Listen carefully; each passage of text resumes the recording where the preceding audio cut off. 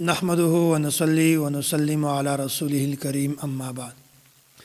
په نن درس قرآن کې د 12مې سپاره مکمله خلاصه دا بیانېږي. د دغه سپاره په شروع کې الله تعالی د وداسې معجزې قرآن کریم تذکره بیان کړې ده چې مشرکین هم د انکار نشي کولای. او بیا الله تعالی منکرین ته د قرآن کریم په باره کې 3 قسمه چیلنجونه ورکړي. اول خدا دا چې تاسو د قرآن کریم غوندي قرآن کریم راوړئ.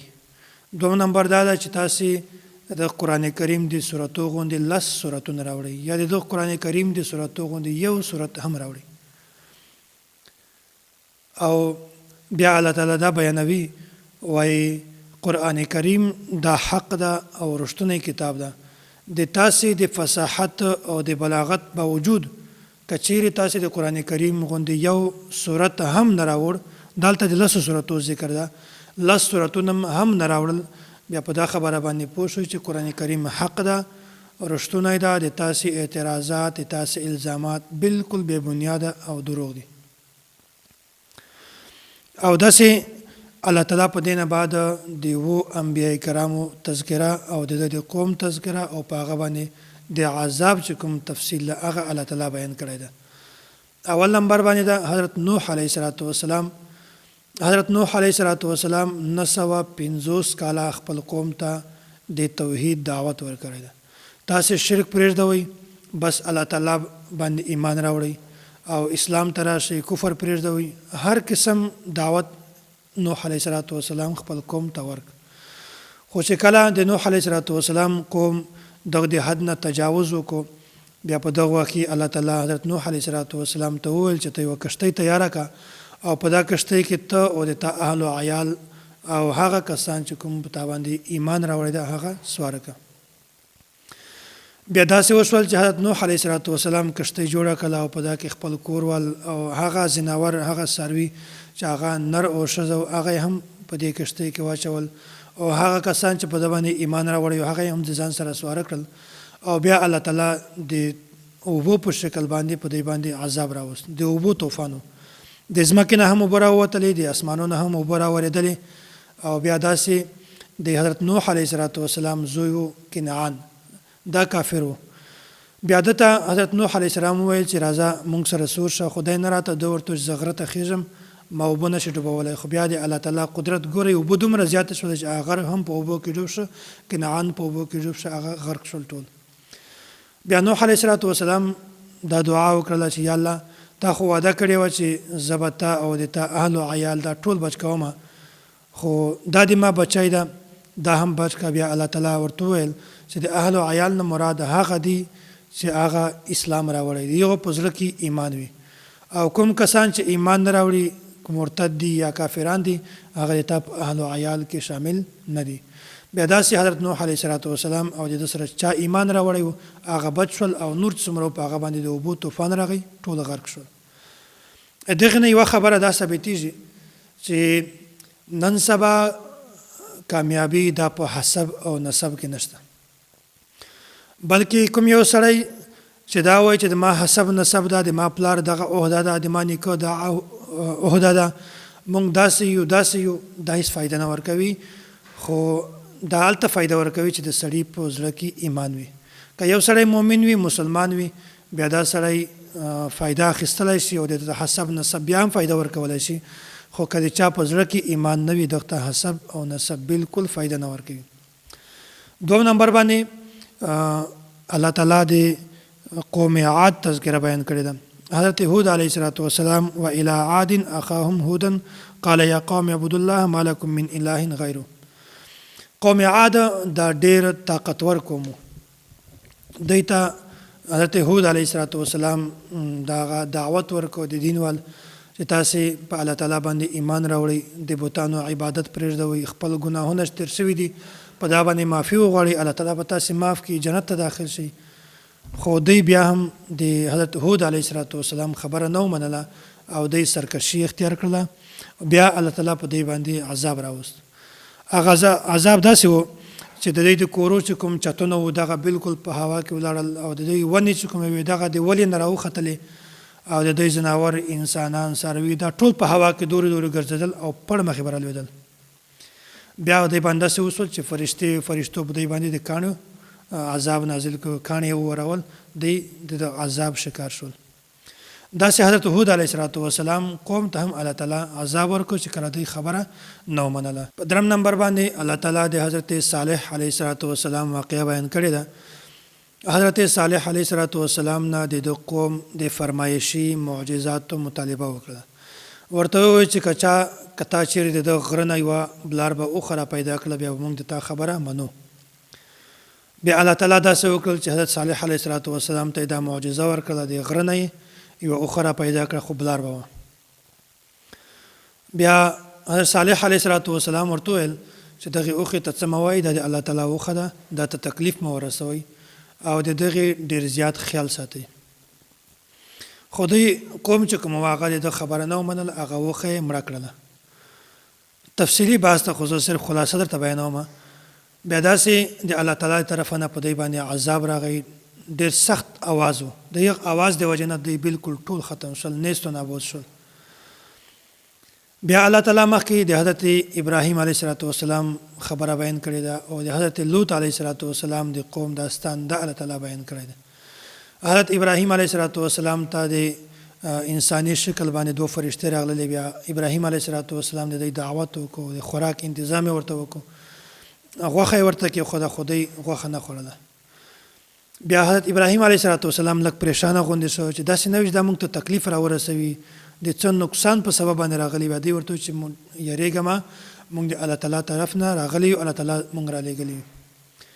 او خو د دوی د راتګ دوه مقصدونه وو. یو مقصد خدا ده چې حضرت ابراهیم علیه السلام ته خوشخبري ورکوله چې الله تعالی به تا ته بچی درکوي، حضرت اسحاق علیه السلام. د هغه بچی وي حضرت یعقوب علیه السلام. د حضرت یعقوب علیه السلام بیا 12 بچیان وي او د دوه ښځې دي، د اولې ښځې نه 10 بچیان او د بلې ښځې نه 2 بچیان. د دویمې ښځې نه حضرت یوسف علیه السلام او حضرت بنیامین. دا الله تعالی دته یو خوشخبري ورکړله. او د دوی دوم د فرشتو د راتګ دوم دا مقصد و چې حضرت لوط علیه السلام قوم دغه ډېره زیاته سرکشي اختیاره کړې وه او د حد نه تجاوز کړی و. بیا داسې وشول چې دې کله راغللی، بیا حضرت لوط علیه السلام ویرېده چې دا راغلی دي د انساني شکل باندې ډېرې کښلې دي او د ما قوم چې کومه ده هغه داسې قوم ده چې دغته نه ګوري چې دا څرنګه انسان ده، څرنګه ده، بس د هغه سره خپل بدفعلي کوي. بیا حضرت لوط علیه السلام ډېر زیات وډار شو. فرشتو ورته چې ډارېږه ما، ته او هغه کسان چې کوم د تا باندې ایمان راوړی ده هغه د کلي نه د شپې ووځي، خو د تا چې کومه ښځه ده هغه به دلته پرېږدي، هغه به ځان سره نه بیایي ځکه چې هغه کافره وه. نو دا خبره ما تېره درته کوي چې حسب او نسب دا د انسان د کامیابي ذریعه نه ده، بلکې ایمان د کامیابي ذریعه ده. حضرت نوح علیه السلام زوی کافر و خو مرتد ختم شو، هلاک شو، په هغه باندې عذاب راغی. دغسې د حضرت لوط علیه السلام چې کومه ښځه وه دا هم کافره وه، په دې باندې هم عذاب راغی. بیا داسې دا فرشتو ورته چې د شپې ووځه او موږ فکر مه کوه، موږ د قوم باندې عذاب راولو. بیا داسې وکړل چې فرشتې د کلی چې کوم دا قوم و دغه اوچت یې کړه اسمانو طرف ته او بالکل دا الټه سیټ باندې یې کته راوغورځول او بیا دوی ته ډېر الټه عذاب ورکړي او الله تعالی ټول ختم کړل. بیا شپږم نمبر باندې الله تعالی د حضرت شعیب علیه السلام داستان بیان کړی ده. د قوم په ده کې دا غلطي وه چې دوی به په ناپ تول کې کمی کوله. که چاته به یو شی ورکوه بیا په هغه کې به یې کمی کوله، که د چا نه به یو شی وړ بیا په هغه کې به دوی د زیاتۍ مطالبه کوله. او حضرت شعیب علیه السلام دوی ته ډېر زیات نصیحت وکړو، د توحید دعوت یې وکړو، خو دوی خپله بتپرستي کله هم نه پرېښودله. بیا الله تعالی په دوی باندې عذاب راوست، ډېر سخت اواز و، د هغه اواز د وجې نه دوی بالکل ختم شول. اووم نمبر باندې د حضرت موسی علیه السلام داستان د الله تعالی بیان کړی ده. د موسی علیه السلام او د فرعون دغه یو مخ ته مقابله شوې وه د جادو والا. بیا ټولو ساحرانو حضرت موسی علیه السلام باندې ایمان راوړ. د قیامت په ورځ به فرعون دا د خپل لښکر مخ ته روان وي او د فرعون سره به د لښکر د جهنم ته الله تعالی اچوي. او بیا الله تعالی مخکې دا خبره بیان کړې ده، وایي د تیرو انبیاء کرامو د واقعاتو بیانولو مقصد څه شی ده؟ دغه بیانولو اصل مقصد دا ده چې نبی علیه صلوات وسلام ته تسلی ورکوي، نبی علیه صلوات وسلام زړه ته اطمینان رسوي. ای پیغمبره که چېرته تا سره هم قوم داسې وکړي، تا خبره نه ومني، تا تردید وکړي او بیا هم ته پریشانه کېږي، ځکه چې تا نه مخکې څومره پیغمبران راغلي وو، هغو سره هم خپل قوم داسې کړي دي. دغه صورت پوره سو او دې نه مخته بل صورت ته صورت یوسف. دغه صورت نوم صورت یوسف ځکه ده چې په دغه صورت کې د حضرت یوسف علیه السلام مکمل تفصیل دا بیان شوی ده.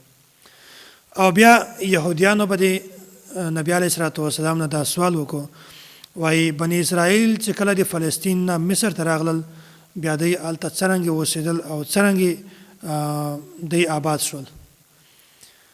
د دې مقصد دا و چې نبی علیه السلام ته د هغې واقعې بالکل معلومات نشته او د دوی په د نبی علیه السلام په تذلیل کې، د دوی په تکذیب کې موږ ته اسانتیا وي. خو بیا دغه دپاره الله تعالی پوره صورت را نازل کړه، دا صورت یوسف باندې. دا مکمل تفصیل په دې کې بیا موجود ده. دوه مشترکات دلته زه تاسو ته بیانوم، داسې خو ډېر مشترکات دي د حضرت یوسف علیه السلام او حضرت نبی علیه السلام په خپل منځ کې. حضرت یوسف علیه السلام سره د ده ورونو حسد کړی و، خو آخر کې بیا هم الله تعالی یوسف علیه السلام ته غلبه ورکړه. داسې رسول اکرم صلی الله علیه وسلم ته د مکې مشرکینو ډېر زیات تکلیف ورسولی، خو آخر کار الله تعالی نبی علیه السلام ته بیا هم غلبه ورکړه. او داسې حضرت یوسف علیه السلام خپل ورونه معاف کړي وو، خو د هغو نه انتقام نه واخیستی. داسې نبی علیه السلام هم د مکې مشرکین چې کوم هغه یې هم معاف کړل. دا دوه مشترکات په دغه ځای کې ما تاسو ته بیان کړل.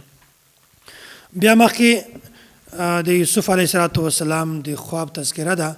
ګورئ دغه د یوسف علیه السلام چې کومه واقعه ده، دا 12مه په سپاره کې هم شته او 14مه کې هم شته. په دې سپاره کې موږ صرف د هغو خبرو تذکره بیانوو چې کوم په د 12مه سپاره کې وي، او باقي تفصیل چې کومه ده هغه به انشاءالله په 14مه سپاره کې بیانوو. حضرت یوسف علیه السلام خوب ولدی. اذ قال یوسف لأبیه یا ابت انی رأیت 11 کوکبا والشمس والقمر رأیتهم لی ساجدین. یوسف علیه السلام خوب ولده، خپل پلار ته دا خوب بیان کړ چې ما ته 11 ستوري او 1 لمر سترګه او 1 میاشت دا ما ته سجدې لګوي. حضرت یوسف علیه السلام پلار حضرت یعقوب علیه السلام دغه ته اندازه وشوله چې څه وخت نه بعد به د ده 11 ورونه او زه او د ما چې کومه ښځه ده د ده مور، دا به د ده اطاعت کوي. بیا حضرت یعقوب علیه السلام یوسف علیه السلام ته وویل چې دا خوب چاته بیانومه، کیدای شي د تا ورونه د حسد په وجه تا سره دشمنت پیدا کړي، تا سره حسد پیدا کړي. بیا داسې وشول چې حضرت یوسف علیه السلام دا خوب چاته بیان نه کړ. او بیا د یوسف علیه السلام چې کوم ورونه وو، اذ قالوا لیوسف واخوه احب الی ابینا منا ونحن عصبه. د حضرت یوسف علیه السلام سره حسد پیدا شو. د دغه دوه وجې دي. یوه وجه خو دا ده چې حضرت یعقوب علیه السلام د خپل زوی حضرت یوسف علیه السلام سره ډېر زیات محبت کوو، یا خو د حسد وجه دا ده، یا د حسد وجه دا ده چې کیدای شي په څه وجه باندې په څه طریقه باندې دوی ته د خوب معلومات شوی وي، په دې وجه باندې هم حسد کوو. ویل چې موږ په طاقت کې هم زیات او تعداد کې هم زیات یو، په دنه مشران هم یو، د خپل پلار خدمت مدد هم کولی شو، بیا د موږ پلار د موږ سره محبت ولې نه کوي. دا د حسد پیدا شو. بیا دوی داسې وکړل چې د حضرت یوسف علیه السلام د قتل منصوبه یې جوړه کړه. اقتلوا یوسف او اطرحوه. بیا داسې وشول چې دوی 11 ورونه وو، د حضرت یوسف علیه السلام سره 12 وو، خو بیا دا مشوره سره وکړله د دوی چې کوم مشر ورور یهودا، دغه دا مشوره ورکړه چې حضرت یوسف علیه السلام به مړ کوو نه، کوهي ته به اچوو. او نور ورونو دا مشوره ورکړله چې حضرت یوسف علیه السلام به مونږ قتل کوو. خو بهرحال د مشر ورور چې کومه رایه وه، مشوره یې په هغه باندې عمل وکړو. بیا داسې وشول چې دوی خپل پلار ته ورغلل، ورته وویل چې مونږ نن سیر ته ځو، تفریح ته ځو، چکر ته ځو، مونږ سره د خپل زوی حضرت یوسف علیه السلام کم ورور ده دا مونږ سره ولېږه.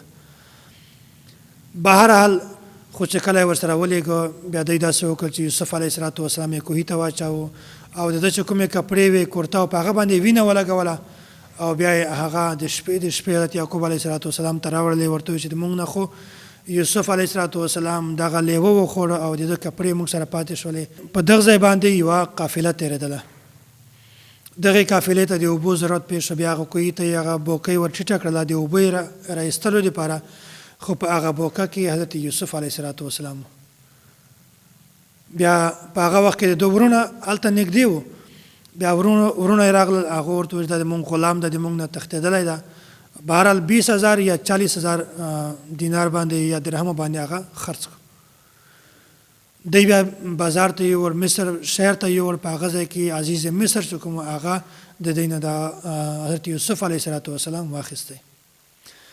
بیا حضرت یوسف علیه السلام پرورش دا د ده په کور کې و او زلیخا ته یې وویل چې دغه به ډېر زیات خیال ساتي، دا ډېر خاص سړی ده او بهرحال حسین هم و، د ده پرورش یې کاوه.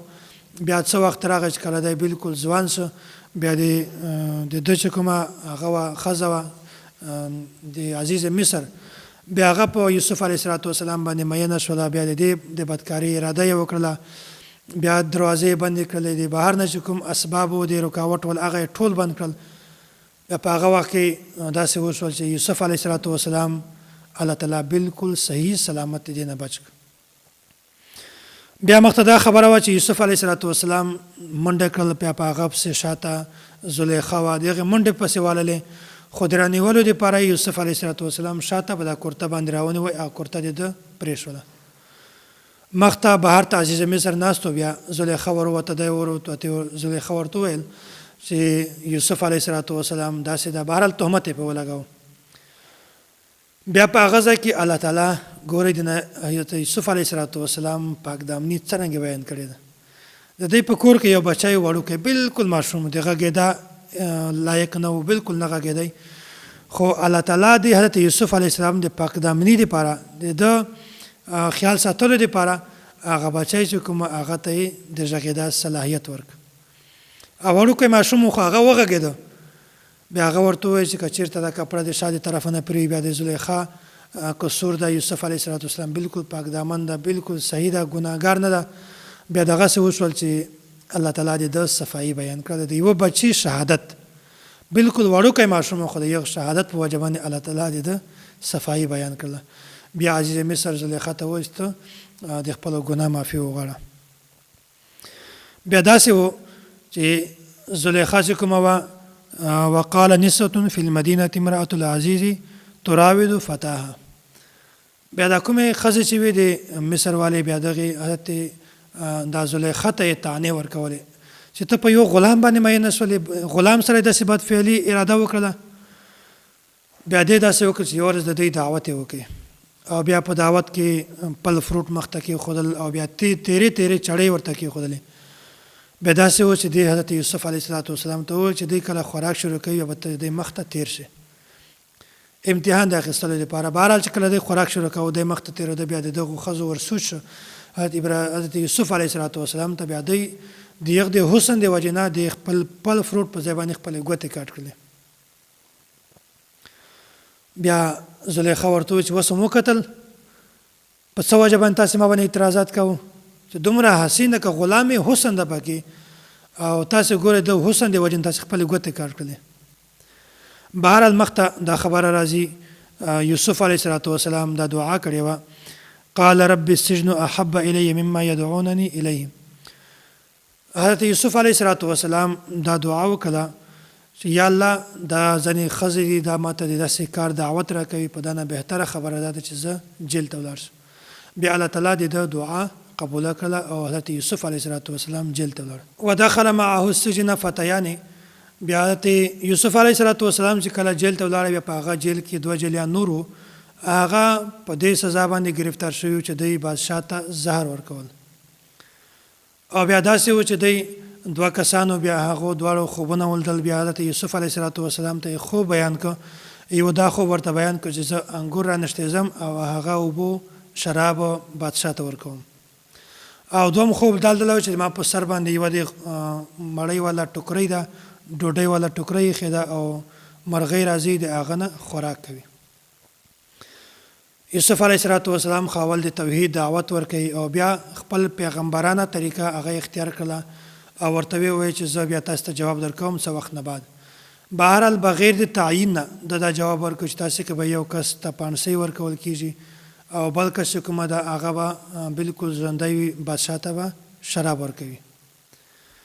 بیا داسې وشول څه وخت نه بعد چې کله تفصیل معلوم شو هغه کومه په سر باندې چې ټوکرۍ وه هغه قصه هغه شو، هغه ته یې پانسۍ ورکړله او بل کوم کس چې کوم ساقي چې هغه شراب ته بادشاه ته شراب ورکول هغه بلکل صحیح سلامت بچ. بیا چې کله هغه ساقي د دغه ځای نه واته بیا حضرت یوسف علیه السلام ورته وویل چې بادشاه ته دې ما تذکره وکړه چې په جیل کې یو داسې بې ګناه جیلي هم شته، د هغې باره کې څه غور او فکر وکړه. بهرحال چې کله دا ساقي د دغه ځای نه واته بیا شیطان د ده نه دا خبره بلکل ویره کړله. بیا دې د وجې نه حضرت یوسف علیه السلام څو کاله په جیل کې تېر کړل. خو چې کله داسې وشول بادشاه خوب ولید وقال الملک انی ارى 7 بقرات سمان. بادشاه دا خوب ولید چې ما اوه غوا دي هغه بلکل غټې دي او بلکل صحتمنې دي او اوه داسې غوا دي چې هغه بلکل ډنګرې دي، ډنګرې غوا راشي هغه غټې غوا وخوري. بیا بادشاه د خپل قوم د باشندګانو نه پوښتنه وکړه دغه د خوب تعبیر، خو بهرحال چا هم تسلی بخش جواب نه کور. بیا په دې ځای کې هغه ساقي چې کوم ته حضرت یوسف علیه السلام د خوب تعبیر بیان کړی و هلته موجود و. بیا ده ورته وویل چې په جیل کې یو کس ته هغه د خوب تعبیر بیانوي، بلکل ټیک تعبیر بیانوي، روغتونی تعبیر بیانوي. بیا داسې وشول چې بادشاه حضرت یوسف علیه السلام مخ ته دا خوب بیان کړ او بیا هغه د خوب تعبیر حضرت یوسف علیه السلام ور وښود. ورته وویل چې په تاسې باندې به 2 کاله بلکل د خوشحالۍ والوي، پاکې به تاسې کاروبار کوئ، غنم به کوئ او د خپل ځان لپاره به سامان دا جمع کوئ، سټاک به جمع کوئ او بیا په تاسې باندې 2 کاله داسې راځي چې هغه بلکل د قحطسالۍ والوي. تاسې بیا چې 2 کاله کوم شی جمع کړی وي تاسې به هغه خورئ. بیا به چې کله 2 کاله بیا تېر شي بیا به الله تعالی بارانونه وکړي او په تاسې باندې بیا خوشحالي راشي. دا خوب تعبیر بادشاه ته ډېر خوند ورکړ. بیا داسې وشول چې بادشاه بیا د حضرت یوسف علیه السلام د رهایي متعلق او د خلاصوالي متعلق سوچ وکړو. بیا کسان یې ورولېږل راویې غوښته چې دا خو ډېر عظیم سړی دی، د دغه قدر کوئ، د دغه عزت کوئ. او بیا حضرت یوسف علیه السلام ورته وویل چې زه نه درځم، اول به د هغو ښځو تحقیق کوئ چې هغه خپلې ګوتې کټ کړې وي. بیا داسې وشول چې بادشاه هغه ټولې ښځې راوغوښتې، هغه ورته وویل چې بلکل حضرت یوسف علیه السلام دا بې ګناه ده او د حضرت یوسف علیه السلام صفایي یې ورکړله او داسې زلیخا ورته وویل چې د ما قصور و د حضرت یوسف علیه السلام هېڅ قصور نه و. بیا هغه نه بعد حضرت یوسف علیه السلام د جیل نه راخلاص کړو. بیا د اخره پورې د یوه بادشاه سره بیا څه وخت دی پنډېده. دا واقعه خو صرف په دې سپاره کې ده او مزید چې څومره واقعه ده هغه به انشاءالله په مخته نشست کې د 14مې سپارې په شروع کې بیانوو. و آخر دعوانا ان الحمد لله رب العالمین.